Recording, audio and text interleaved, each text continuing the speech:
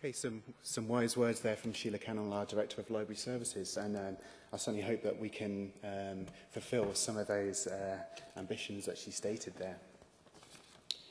So, to start off the repository Fringe with a bang, we've asked one of our favourite bloggers to come all the way from the US and to give us a nice controversial talk.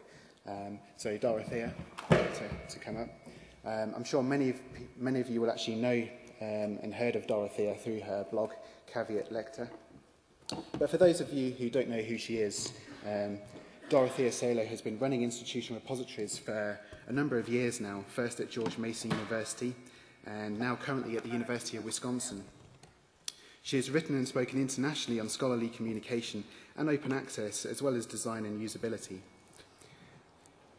Her article, Innkeeper at the Roach Motel, on the situation of institutional repositories in the United States will appear in the fall issue of Library Trends, and there's a preprint available at the Wisconsin Institutional Repository. And I highly recommend you to go and have a look at that. It's a thought-provoking piece.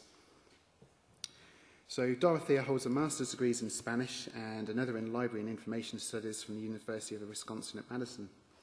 So I think she is almost ready to talk. I'd like to hand over the stage, and thank you for coming. Thank you.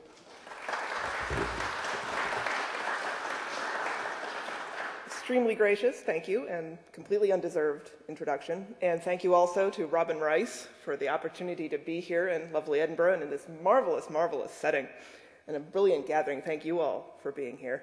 And to Les Carr of Southampton and the rest of the Southampton crew, thank you very much for taking me under your wing yesterday. I appreciate it very much. Now, I have promised controversy. In this neck of the woods, that's controversy. I apologize. But either way, I'm supposed to bring it on. I will duly see what I can do. This is a little intimidating, really, because, as I said, Les and the Southampton crew took me around to see a little bit of the Fringe yesterday, and I saw what I'm up against here. This city is crawling with professional entertainers, people who do this for a living. And if that's not enough, it's also crawling with pubs. So on the one hand, people here have had their expectations elevated quite high. And on the other hand, well, some of them have been hitting the pubs. And, this is kind of a tough crowd. Nobody here is interested in me. It's all about the Fringe and the pubs. It's a little as though I've been set up to take a tremendous pratfall. I cannot win here. So any resemblance between what I have just said and the situation currently of the institutional repository is entirely premeditated and intentional. So in the spirit of the Fringe, let me say that you are not required to take my chaff lying down or sitting down. I have a very bad reputation, it's completely deserved, for being a terrible, terrible heckler when I am sitting in the audience at talks. So now is your chance. You are perfectly welcome and encouraged to heckle back. So, the institutional repository is dead. It is dead. C'est mort. It's dead. It is an ex-repository. It has joined the choir celestial. All right, no more Monty Python, promise. So part of what I'm going to do here today is I'm going to do a little bit of an autopsy on the institutional repository in hopes that that will be controversy enough. But what I really want to do here is talk about the reinvention, the renovation, the renaissance of the institutional repository. So, if the institutional repository is dead, and I maintain that it is, who killed it? We did. We all did. Everyone in this room helped kill it. The institutional repository died a morning because we started out with a single underlying idea for it when we designed it. Does anybody know where I'm going with this? If you build it, they will come. This was a beautiful idea. It was hopeful. It was audacious. It was daring. It's a gorgeous idea. I love this idea. I've always loved this idea. Always. It's part of how I got into this field. But a lot of other assumptions grew out of that idea, and they were not as beautiful. And in fact, they turned out to be quite unfortunate. And that made a mess of our planning processes, because we thought that if we built it, they would come. When we did all that planning, when we wrote about the planning process for others, We didn't consider what were we going to do if they didn't? What were we going to do? We didn't staff these things up. I am the only person running the institutional repository for all 26 campuses of the University of Wisconsin. I am it. I am all there is. We didn't think we needed to staff these things up because we were building it so they would come. We planned for the peer-reviewed research literature because that's what we wanted, particularly those of us who are librarians, because we've been dealing with the serials crisis for 30 years. This is why we got into this in the first place. We wanted the peer-reviewed literature. We didn't think about what our faculty and our researchers wanted or needed. We didn't even think about what they might actually be willing to give us. It was a bit of a problem. And we also wrote some things, and this is going to hit some people in this room, and I'm sorry for that, except I'm not actually terribly sorry for that. We wrote some things that were frankly utterly fatuous. Everybody wants open access, we wrote. Well, I want a pony. Where's my pony? Give me my pony. Some researchers will say they want open access, though frankly, I don't know about you, but I've only ever heard one or two researchers actually say that without being heavily prompted first, preferably with a cattle prod. But the end of that sentence, the end of the sentence that starts, yes, I am interested in open access, the end of that sentence is, as long as I don't actually have to change anything that I already do. Okay, if I don't have to change, sure, open access is great. It's fine. But they don't want to change, we know this. And so we wrote things like this, and they were worse than fatuous, they were counterproductive. Because this kind of thinking built on the if we build it, they will come thinking, and it got in the way of what became a real struggle for content and for resources, for staff, for basic respect for the institutional repository. Developers, it's your turn on the hot seat. These are two of my personal favorite statements about repository software. They have been spoken about the identically same repository platform, which will remain nameless.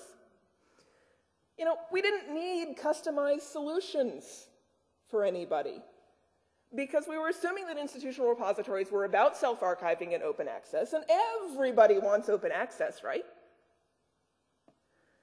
We built software that worked for PDFs and not a darn thing else because that was what we were expecting to get. And we didn't build in APIs or two-way protocols or plug-in architectures because we knew, right? We knew what we needed the software to do, and it did it, so what do you need anything else for? But hey, if that doesn't work for you, it's open source. You can just hack it, right? Right. Yeah, no. No. There is nothing quite like talking to a developer at a conference, telling him that you are an extremely amateur, self-taught programmer, which is what I am. You're a noob. I am a noob.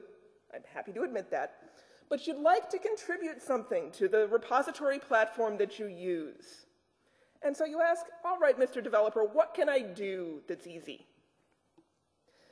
And having him tell you airily that you can just rewrite the entire browse system from scratch on top of Lucene.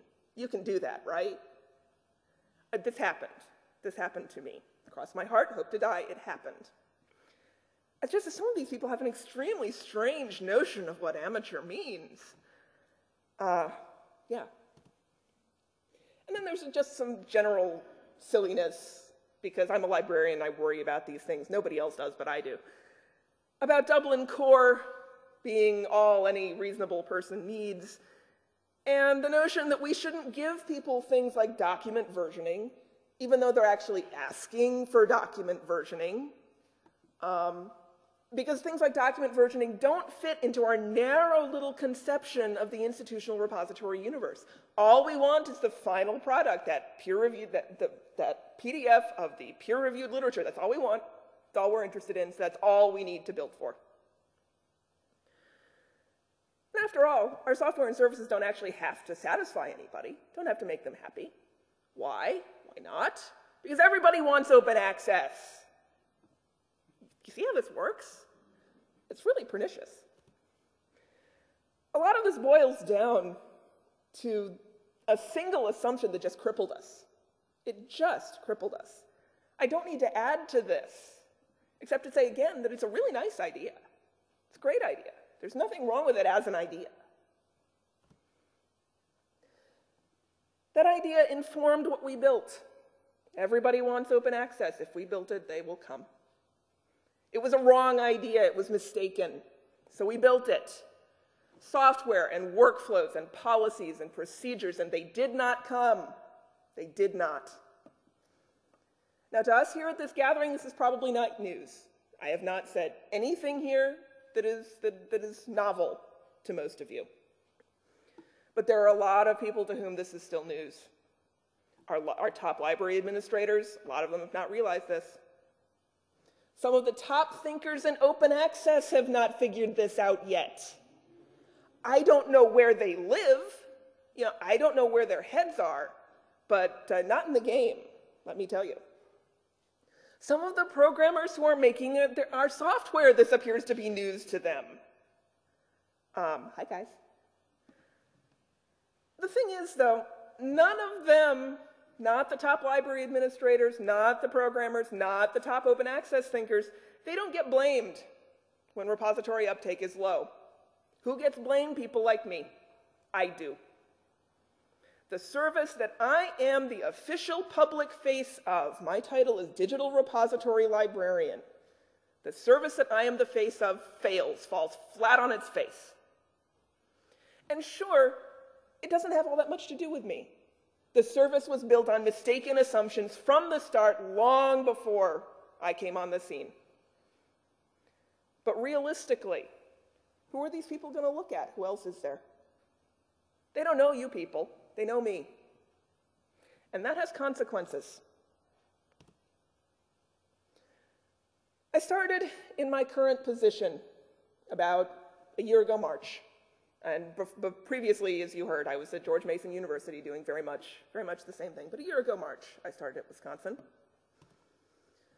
Here comes the shocker. 2 months later, I learned that the statewide library system that funds my position, as well as the rest of the repository, had cut the repository's budget for the 08-09 biennium by 1/3. It was cheerful.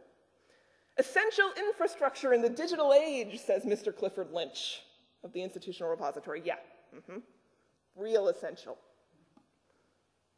I hope that was a shocker.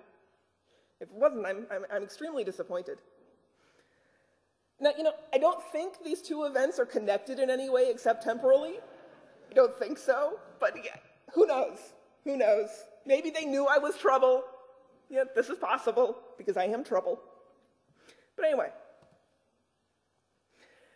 in October of last year, I was asked to chair a working group to figure out the future of the institutional repository that I run.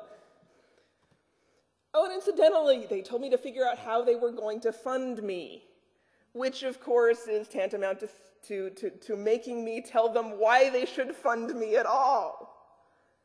So suspend that sword of Damocles, people, just a little bit to the left or you'll miss the artery. At this point, I'm going to leave you in suspense. There is more to the story. We'll see it later. So with this weird systems analyst brain that I seem to have, I asked myself what was going on and what could I do about it. And so I want to talk for a moment about faculty, because the ideology that we have espoused has simply left all the faculty that I have ever worked with in the dust. With our eyes on the brave new open access world, we ignored the world that faculty are enmeshed in. This was a mistake, I hope I do not need to say. Academia has unbelievable inertia, incredible weight of tradition behind it. It changes at a glacial pace. It is also a viciously competitive environment with very, very, very narrow boundaries. It's a narrow field of battle that these people are working on. Institutional repositories are new. They do not fit the old boundaries or the current world that our faculty and our researchers exist in. Faculty have questions. They have a lot of questions. A lot of the questions that they have are perfectly legitimate. Okay, some of them are paranoia, all right? But we have to deal with that too. It all amounts to a great, wild cry, shriek, howl of, I don't understand. This doesn't make any sense to me. This is dealing with things that I never think about. I write the paper, I send it to the publisher, it gets published, end of story. That's all I care about. And because academia is conservative and timid as a culture, I don't understand means that they will ignore us. They will ignore institutional repositories with great avidity until they have answers to their questions. But we have done a fantastic job of ignoring these questions completely.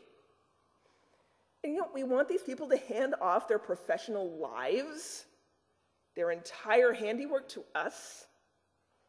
Yeah, even to me, that's kind of a strange proposition. So the next time anyone in this room feels the urge to say everybody wants open access, please don't. Please don't do that. It's just not that simple. So faculty fear and apathy are a real downer. And another thing that let the University of Wisconsin's institutional repository down was, quite frankly, its software, which, just as we all did, it made the assumption that it only had to exist and kind of sort of work in order to be popular. It didn't have to be flexible, didn't have to be accommodating, didn't have to be attractive, goodness knows. It didn't have to be usable. It didn't even have to be useful. So the top two words that I utter in my day-to-day work about the software platform that my repository is based on are I'm sorry. I'm sorry I don't have download statistics per item or per author.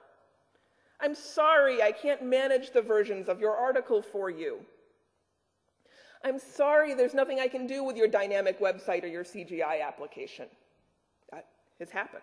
I've had a few of those.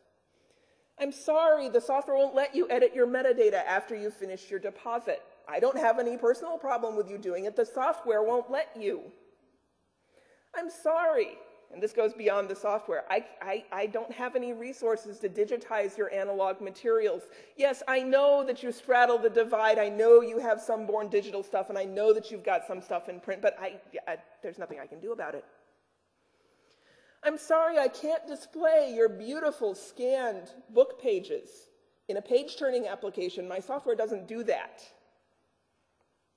I don't have a gallery view for your images. I'm sorry. I'm sorry, I can't stream your videos. My software doesn't do that. I'm so tired of telling people that I'm sorry. I'm tired of being everybody's whipping boy for inadequate software and inadequate ideology. Had it up to here with that. The institutional repository is dead, and I helped kill it. It was me, I did it, and I am not sorry. Not sorry for that at all. Ursula K. Le Guin wrote a lovely little piece in A Wizard of Earthsea. Only in silence the word, only in dark the light, only in dying life. Bright the hawk's flight in the empty sky. So we can mourn the institutional repository, and heaven knows I have done plenty of that. Innkeeper at the Roach Motel amounts to a 30-page pig-headed rant about all the things that I think helped kill the institutional repository. But the other thing that we can do is, let me head back here, see the shape of opportunity in the ashes. So let's look at those ashes just a little bit more closely, if we will. So we've got this bad, terrible software, and I'm sorry, it's all bad. Some of it is less bad than others, and I'll be talking about that later, but it's all bad, and it's got us in a hammerlock. It's got us in a chokehold. We are stuck. We are stuck with workflows that do not work for anyone. I have given up, and this is a tiny little hit of DSpace here, I have given up trying to explain DSpace's review steps to people, because they are clinically insane. They make no sense. You know, if somebody wants a review step, I give them the broadest possible review step, and that's it, because I'm not going to explain this anymore. It just bears zero resemblance to what people actually do when they make born digital stuff. We get defaults and designs that make no sense. Neither MIT nor Southampton should be telling the world what an institutional repository should look and behave like, and yet they have. We get protocols that don't do enough. OAI PMH, here's a little controversy for you, it's a disaster. You can't search with OAI PMH, it doesn't do queries. You can't retrieve anything other than an item or a full set, and it's the data provider rather than the harvester who decides what a set is, which, for a harvester is a recipe for getting a whole bunch of junk that you don't want. OAI PMH aggregators, and if there are any in this room, I hope this makes you feel happy, they know that most of the metadata in institutional repositories is garbage. It reeks, it's horrible. And a lot of them, because they're very good people, they go through incredible contortions to try to mechanically clean it up. And they do marvelous work just to make it work at all. But they can't do anything about the badness, because OAI PMH, not only can you not pass metadata corrections back across the transom to the source repository, OAI PMH, one-way protocol, the harvester can't even tell the source repository, this metadata, it's garbage, do something about it. Can't even say, this metadata, it's not well-formed XML, please fix it. Can't even do that. Will OAI ORE be any better? Well, we'll see. I'm not entirely hopeful. Hello. There we go. Now, we librarians and we repository manager types, we're nice people. We really are. I am the exception that proves the rule. We live to serve. Librarianship, I am often told, and I actually say to people, it is a service profession. We like to make people happy. We like to give people what they want. And we get incredibly frustrated. I do. The DSpace developers will tell you very loudly and clearly that I do get very, very frustrated when our software positively gets in the way of our ability to provide a service that people will find useful. I think all by itself, the software is burning some people out. This is a problem. And now developers, this one should be familiar to you. I hope you're wincing a little bit, because I don't know of any reasonably well-funded, and that in itself is a bit of a weasel word, any reasonably well-funded repository that isn't hacking the living daylights out of its horrible software, all right? And a lot of the time, they are hacking in parallel to solve the same problems in 15 different places. This is incredible amounts of redundant effort, all right? Because the Lord High Inner Circle developers are not listening to the community, are not talking to people like me, are not figuring out, okay, this is where we're falling down and we need to fix it. I swear, if I see one more LDAP stack or embargo hack for DSpace, I am just going to hurl. Everybody has done an LDAP or an embargo hack for DSpace. It's got to stop. It is stupid that we are wasting all this effort. Our software is not good enough that we can afford to waste developer cycles. We could be putting this effort into better software and better services, because that's the opportunity. That's where the opportunity is. Better software and services, that's what we want in the new institutional repository. It's also our relationship with the larger information universe to consider. The web is whizzing past us, and we are standing still. Mashups. What is my library supposed to think of me when I cannot easily round-trip metadata between the institutional repository and the library catalog? What are they supposed to think? And I can't. I can't easily accept catalog metadata either, this is uncommonly annoying, especially for things like electronic theses and dissertations, which are normally cataloged. That's free metadata there, and I can't get it. We are ugly. We are unusable. I don't want to embarrass anybody here. Well, yeah, I kind of do, but no examples. No examples. But most institutional repositories are dead ugly. I don't care what platform they're using. They're ugly.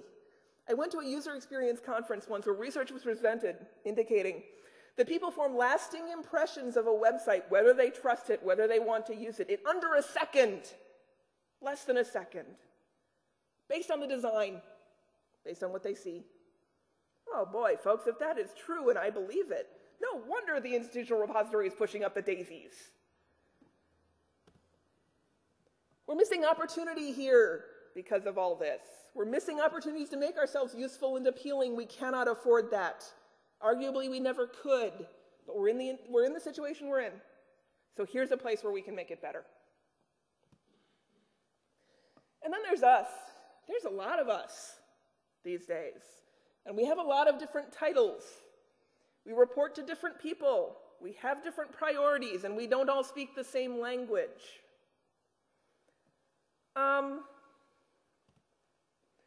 We've been doing a really bad job, and I am as guilty of this as anyone. We've been doing a really bad job of communicating and working together across those boundaries. We've also done a pretty bad job of being a coherent collective voice. This just killed us. I myself, in my day-to-day work, I feel out on a limb all the time. All the time. It doesn't seem like there's anyone in the larger profession of librarianship who is acting as my backstop. Nobody's backing me up here. I don't have a magic cure. I wish I did. But this ought to worry us. Who are we losing? I think this is causing morale problems. What opportunities are we missing because we're not talking? We need to do better. And there's a lot of opportunity for that, as this very event makes clear. Now, it's hard to give up our cherished beliefs, our cherished goals, the things that we've worked on for years, our sense of the way the world ought to work. This is hard. That said, some of the arguments that I see in the open access community lately, they feel like warmed over leftovers, honestly. We need to move on. We need to take some steps beyond the old arguments. And here's a little more controversy for you. Repositories were built because of and for the sake of green open access, self-archiving. Unfortunately, we have not made inroads there for all the reasons that I've described. Self-archiving will not save us, QED. It hasn't yet, it's not gonna. We need to take a step back from that paradigm and 2 steps toward other things. Here are some things we've started to learn. Whether it's data curation, gray literature, ETDs, theses and dissertations, professional identity management, we're learning to own and be proud of projects that go beyond the peer-reviewed literature.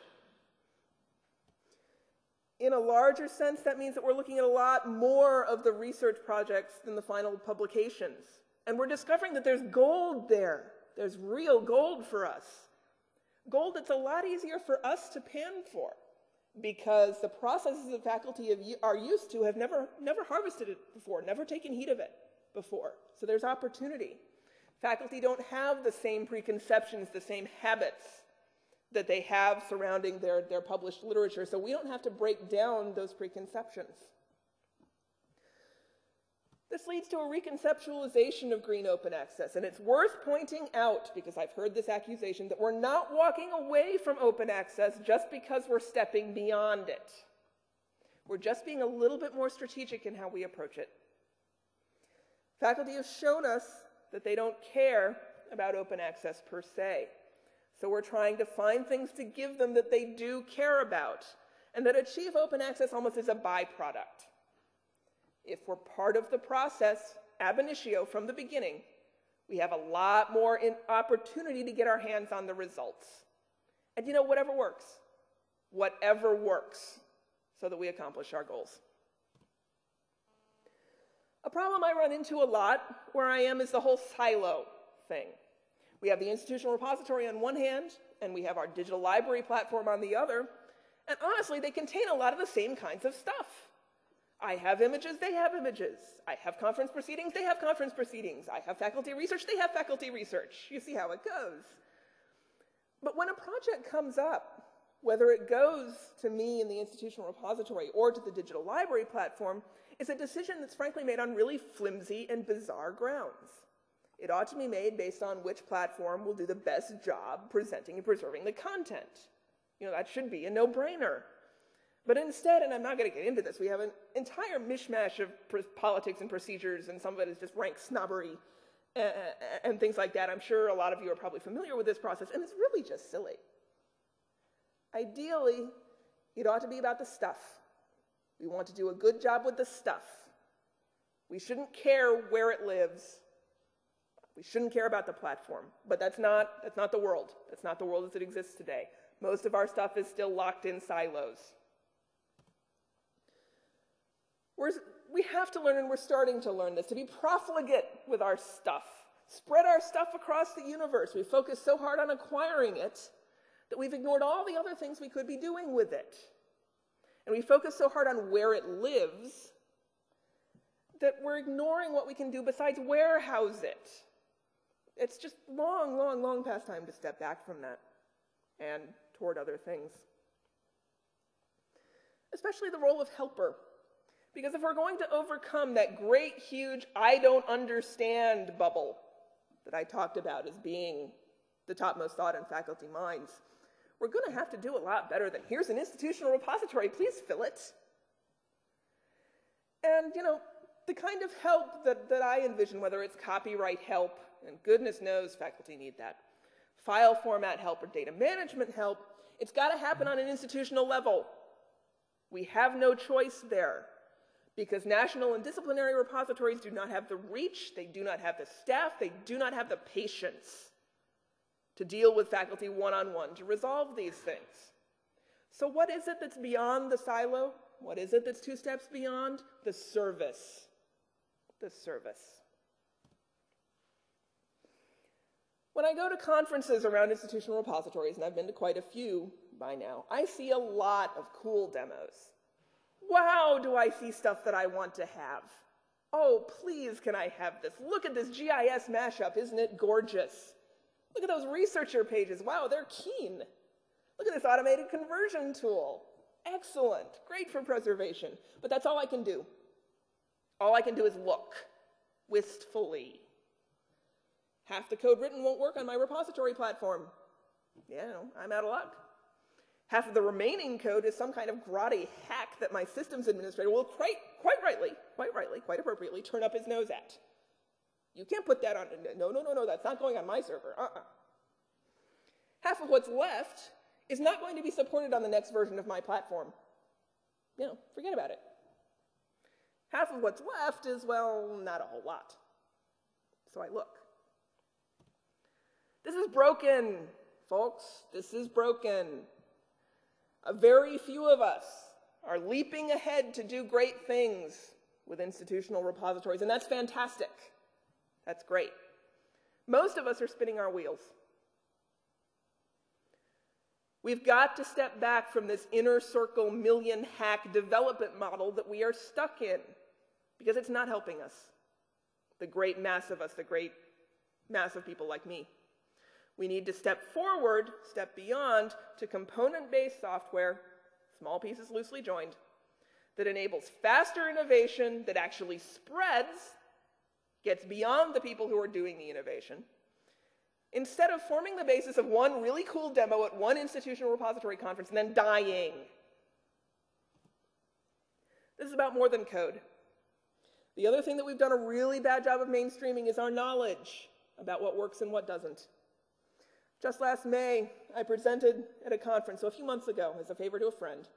And while she was driving me to the bus station to go home, she said that her tiny little institution was gung-ho about starting an institutional repository. Why were they going to do that, I asked. Well, to capture our faculty's peer-reviewed research, she said. And how are they going to do that, I asked. They're going to self-archive, of course, she said. And how many staff are you going to devote to this, I said. Staff, she said. You see my point here.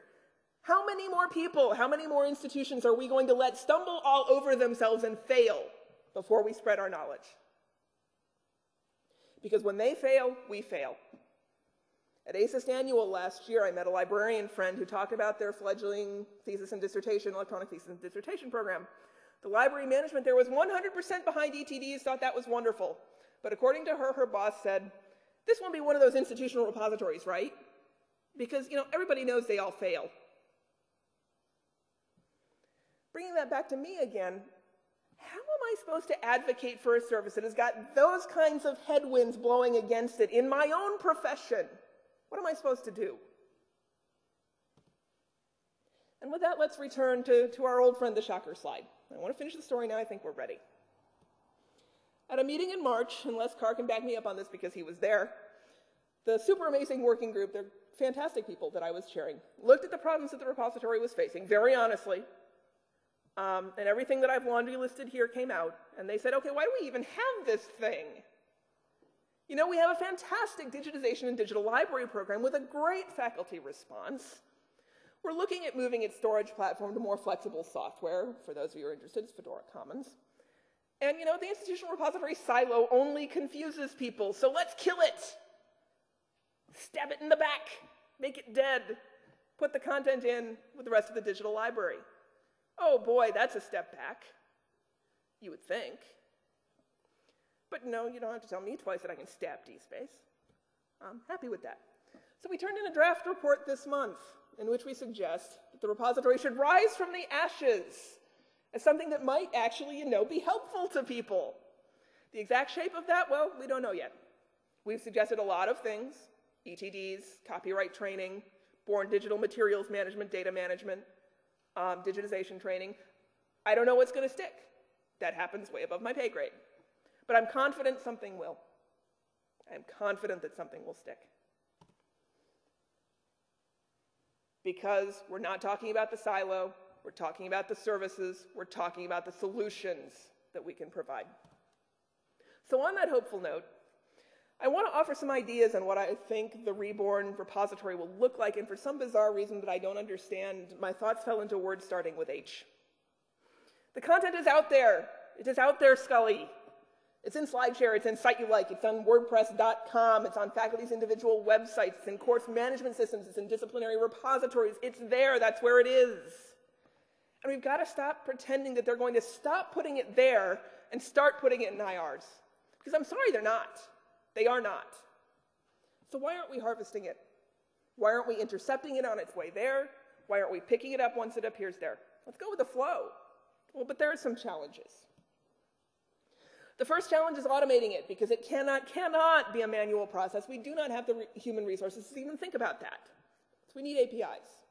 And we need to be really, really careful about building our own APIs, because as the history of Google and OAI PMH shows, we're not always real good at mainstreaming library-developed APIs.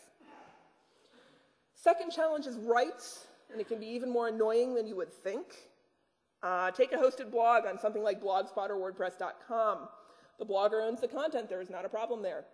Who owns the blog design? It's probably not the blogger. Let me tell you, that is annoying. The third question is how we build the networks, not of technology, but of cooperation among repositories, commercial services like SlideShare, disciplinary repositories. This is starting to happen, I'm happy to say. Microsoft and Archive just announced that they're working out how to make Archive support SWORD, the SWORD protocol, which is fantastic. Really happy about that. A lot of these folks are going to be tough nuts to crack.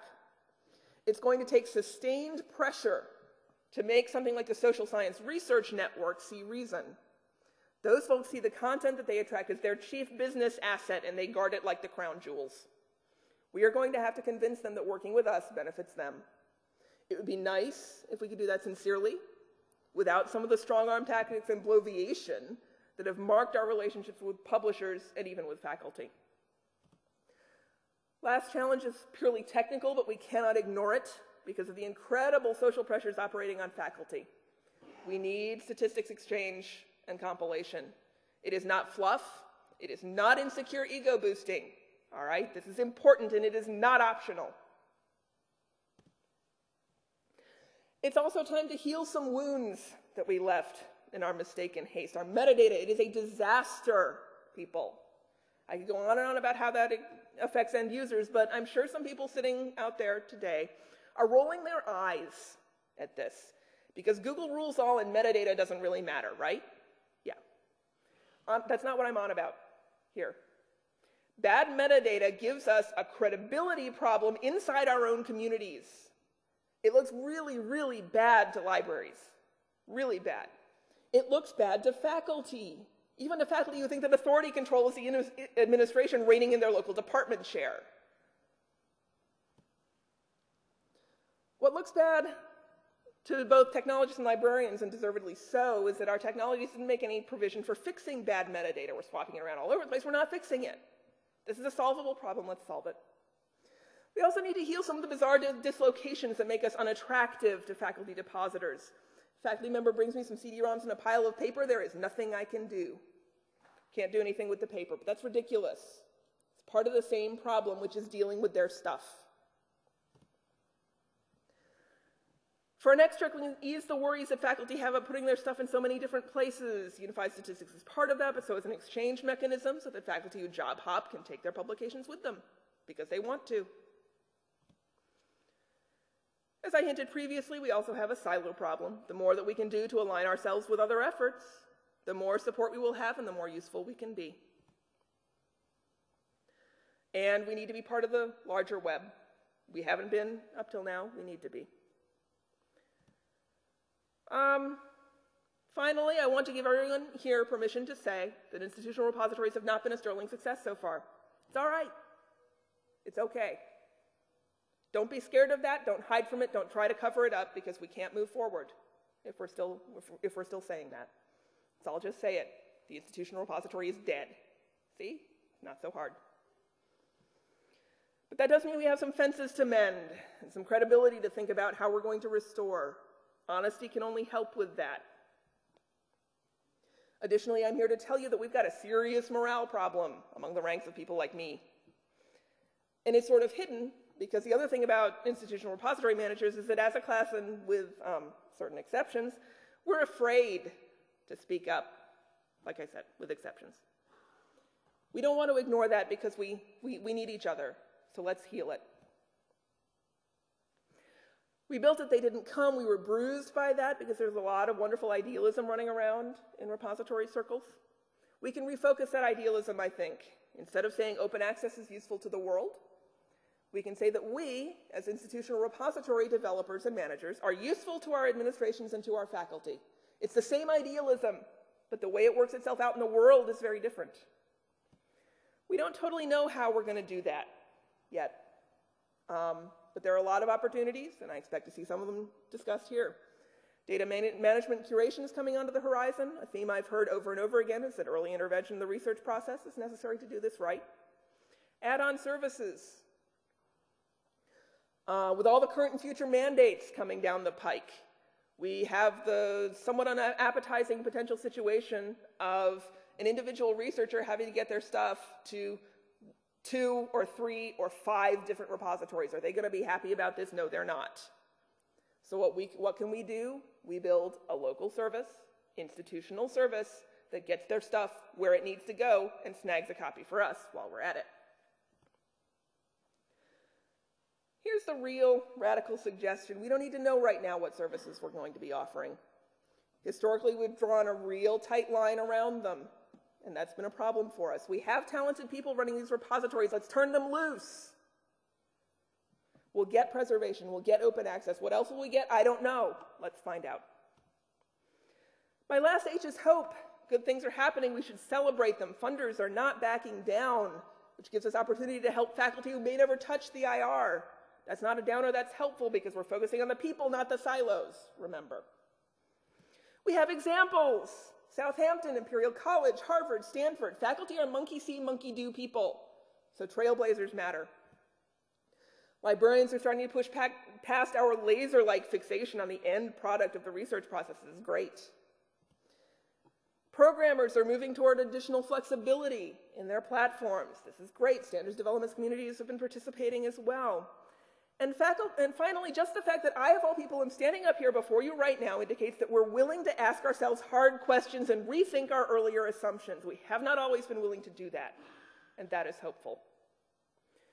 And to finish up, I want to offer an incomplete sampling of a few people in this space that I look to for wisdom. Now, I am an ugly American, and so what's happening is that I, as an American, lag 2 or 3 years behind where the rest of you are. Also, wisdom being as important as it is, we all think we have it, but it all comes out different. One person's wisdom is the next person's idiocy. So some of the people I'm going to talk to you about, they argue a lot. That's fine. That's healthy. But I want to posit that the single theme runs underneath all these people, and that is fitting in. And boy, is it ever time for that. Imperial College London, fantastic case in point, faced with the same adoption problems we all have. They said, okay, let's quit job-owning people, and we'll see how we're going to fit ourselves into the landscape. When they built an ingest workflow, 1 page. Faculty saw 1 page, 1. I don't know why anybody uses DSpace. Honestly, I don't. I'm much happier with ePrints. Usability counts with you people, so thank you. I love Les Carr's slogan for ePrints, sucks less than Hotmail. Gotta love it. Salutes, guys. Good job. Chris Rusbridge, looking at how all the services repositories could offer fit together to create a real value proposition for depositors. He's looking for feedback. Please give it to him. Andy Powell, his concern is where repositories fit into which organizations. Not sure institutional repositories are a good fit with research or practice. All right, let's talk about that. He leads beautifully to Paul Walk, who wants repositories to fit better into the web. This quote, I think, is fantastic in these words. He's interrogating Andy. He gets to a lot of what I said much more long-windedly about the huge variety of places valuable information lives. And this presentation just would not be complete without a nod to the people who find us money and who are our voices in the larger world. Spark, Spark Europe, Driver, and JISC. JISC has backed more winners than I can possibly fit onto a slide. They're absolutely the best and the sharpest funders in this area. And I will say that they are backing another winner in Repository Fringe 2008. So let's all thank them for it. Last thought, we can do this. We stumbled, we're getting back on our feet, we're ready to charge forward. So in these next 2 days, have sense, have fun, and have at it. Thank you very much.